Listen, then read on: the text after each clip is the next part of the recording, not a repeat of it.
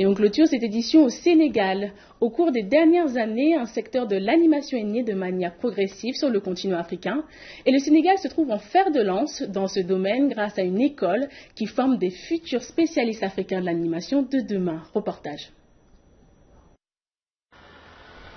On associait jusqu'à présent rarement animation et Afrique. Des années de guerre et un niveau de vie très faible différencient les enfants africains des autres enfants du monde.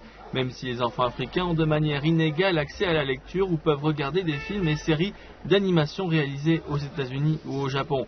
Cette année, au mois de septembre, 10 jeunes passionnés d'animation originaires de 7 pays africains se sont réunis à Dakar. L'Afrique a en effet décidé de développer son propre secteur de l'animation.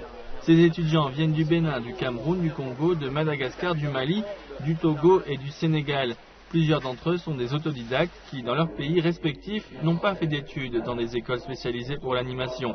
Pour eux, il s'agit de créer une animation nouvelle à partir de rien en s'affranchissant des modèles étrangers qui ont bercé leur enfance.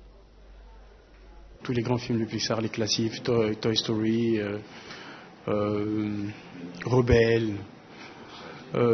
Maintenant au Japon, beaucoup de Hayao Miyazaki. Je suis tombé amoureux de l'animation depuis que j'ai vu les animations de Disney, comme Blanche-Neige et toutes ces histoires de princes et princesses.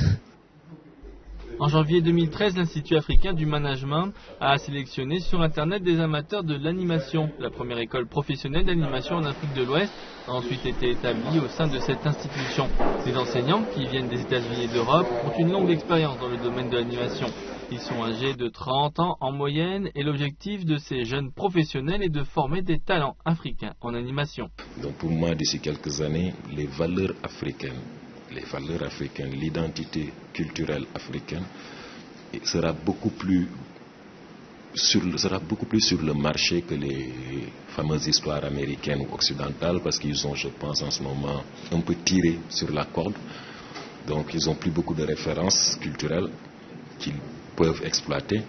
Donc les Africains ont cette virginité en ce moment, oui, ils ont cette virginité parce que leurs histoires ne sont pas exposées, les gens ne connaissent pas les traditions africaines, les contes, les légendes africaines.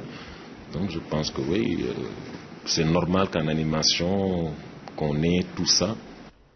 Un cursus de 2 ans, durant lequel les élèves apprennent à planter le décor, découvrent les bases de l'imagerie numérique, suivent des cours d'histoire visuelle. Le cursus se termine par un projet de fin d'études dont le thème est une histoire animée de l'Afrique.